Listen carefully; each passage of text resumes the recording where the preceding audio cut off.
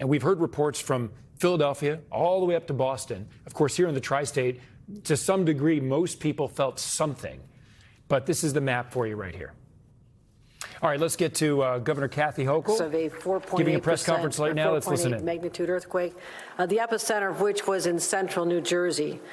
That is about 45 miles west of Manhattan. We actually felt it here in the capital in Albany. People felt it on Long Island and all over the state of New York and indeed the East Coast. We're taking this extremely seriously, and here's why. There is always the possibility of aftershocks, and I'll get to that in a moment, but we have not felt the magnitude of an earthquake of this level since about 2011. Actually, I was in Washington, D.C. at the time, and my apartment when I was in Congress was severely damaged. We felt those effects all the way up to Buffalo, New York. So these are wide-scale possibilities. This is one of the largest earthquakes on the East Coast occur in the last century. So I immediately directed my emergency management team, the second we received word of this, to start doing damage assessments, any life in danger, and finding out whether there's any bridges or tunnels that are compromised. And so that was the first reaction. You'll be hearing from the team that has been working on that. I also immediately spoke to Governor Phil Murphy to offer any assistance and to find out what is happening in his state, which again was the epicenter. Our teams have been in constant communication with the mayor of New York. We also spoke to the MTA to ensure the integrity, the structural integrity of the subway system, the Port Authority, and I want to announce that right now JFK and Newark airports are on full ground stops to assess any potential for after effects, and we've been in contact with the utility companies to make sure that the gas and electric services continue. I will report that Amtrak and MTA are on full schedule, no disruption there at this time. Been in communication with the White House. They reached out to us. The Deputy of Homeland Security Advisor, who's actually with President Biden right now surveying the damage in Baltimore, called us, and I believe they felt the effects even in Baltimore. So it's been a very unsettling day to say the least. But the White House offered any assistance. Senator Schumer reached out, offered any assistance. So right now it's most important that we have our structural teams out there, our engineering teams, surveying our bridges, our roads, any area there could be a fault line that is not easily detectable, to make sure that passengers on our rails as well as our commuters are safe. Assessing all state roads, Commissioner Dominguez is taking lead on that, making sure our state roads are safe.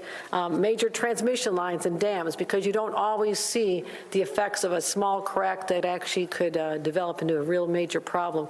And we're also encouraging all the municipalities throughout the state of New York to assess for any structural integrity concerns. At this point, heading into an hour and a half after the effects, we've not identified any life-threatening situations, but we are certainly asking our local law enforcement and emergency services teams to be on guard for that as well.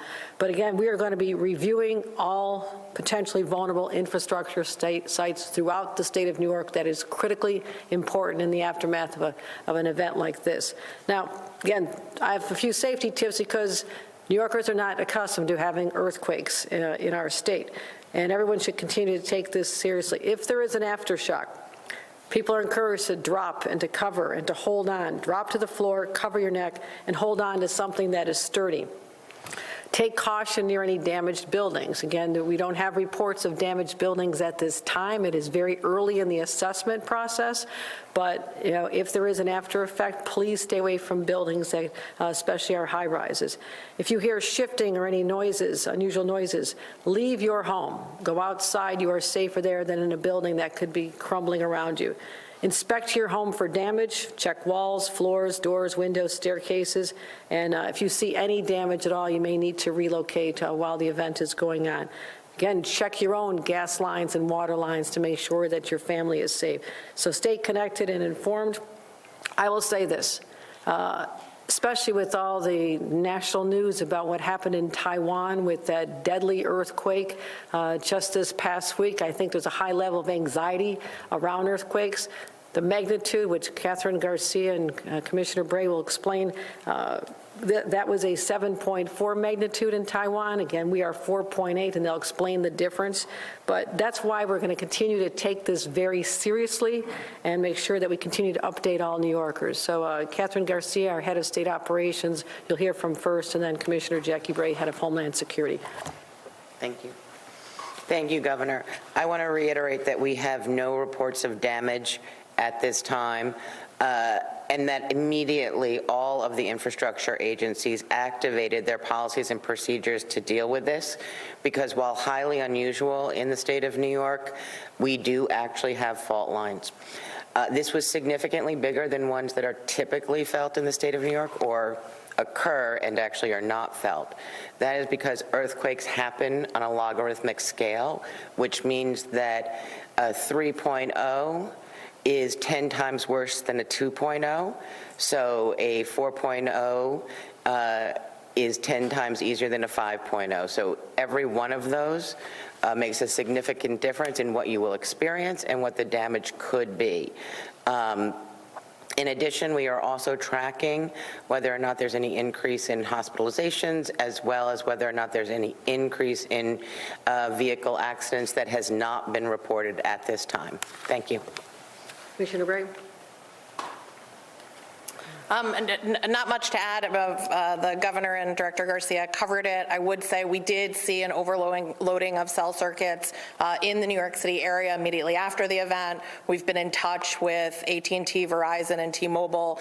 Their networks are clear now and back up and working, and we have opened the state's Emergency Operations Center. We're at a level 3 to monitor impacts and reports that come in. We've seen one gas leak in Rockland County, but other than that, there don't seem yet to be major infrastructure impacts, but we are in touch with the counties. We'll stay in touch with the counties all day. Right, Thank you. All right, let's do some on-topic questions. Governor, has there been any contact with the Indian Point facility in Westchester and any concerns there?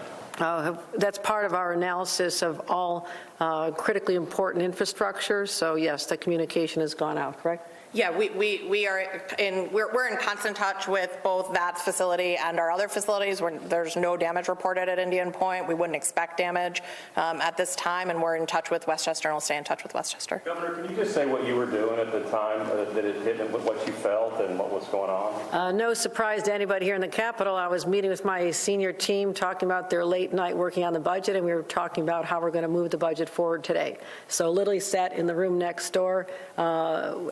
People felt different degrees of movement in the room, surprising, and all of a sudden everybody's cell phones start lighting up and describing what it was. So we were literally right here working on the budget and getting a budget done that includes a once-in-a-lifetime housing package, may be the only excitement event we expected this week. So this was rather unanticipated. You cannot plan for this. There's no early warnings. There's no weather service that can tell you an earthquake is imminent, and that's why everybody was caught off guard. But fortunately, here in the state of New York, we are masters of disasters. We know how to handle this from unexpected snowstorm just a couple days ago. Everybody's anticipating massive crowds for another celestial event on Monday with the total eclipse pathway going through large parts of our state. So my point is we're always ready.